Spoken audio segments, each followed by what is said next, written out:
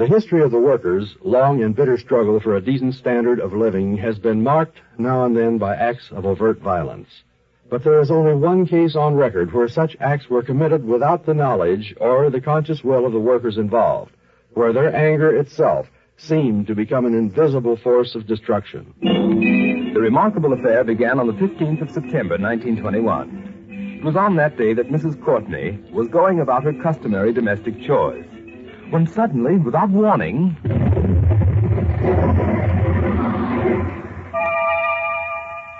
an investigation into the cause of the explosion was conducted.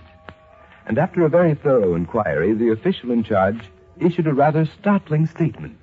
There can be no question as to what caused the explosion. It occurred in a grate in the Courtney living room, and in that grate there was absolutely nothing but coal. In short, it was the coal itself which exploded. During the remainder of 1921, reports of mysterious explosions came from various parts of England, from France, even from Belgium and Switzerland.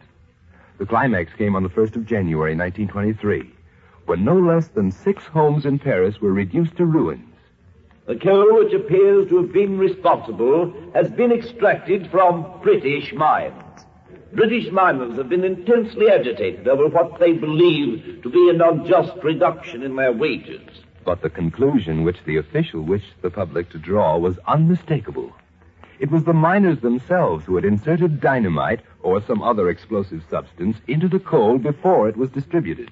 We're agitated all right, as the gentleman puts it, and we got a right to be. And we're going to win a living wage for ourselves and our families. But we won't do it by taking the lives of innocent people. And we challenge his nibs to find 1 ounce of dynamite in any lump of coal that's been mined in England. The explosions continued. And even when they were not of serious proportions, they were accompanied by examples of extraordinary behavior of the coal itself. There was, for instance, the report of the police inspector who visited the home of Mr. T.S. Frost.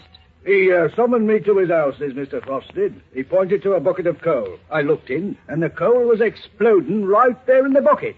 And all the while, little lumps are jumping out all around us and flying right through the walls of the room without leaving no mark behind. Nor was the police inspector the only one who bore witness to these astounding events.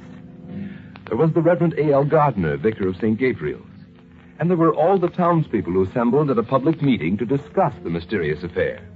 None of them could explain it. Indeed, the only adequate explanation for the whole sequence of explosions was one offered at the time by a certain unidentified miner. We never put no dynamite in the coal, but don't forget they've been cutting our wages and we've been starving. And we're angry men.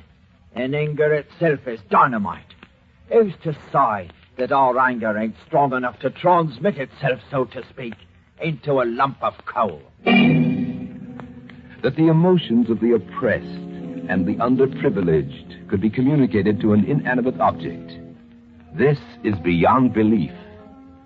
And because it is beyond belief, the story of the exploding coal remains to this day incredible but true.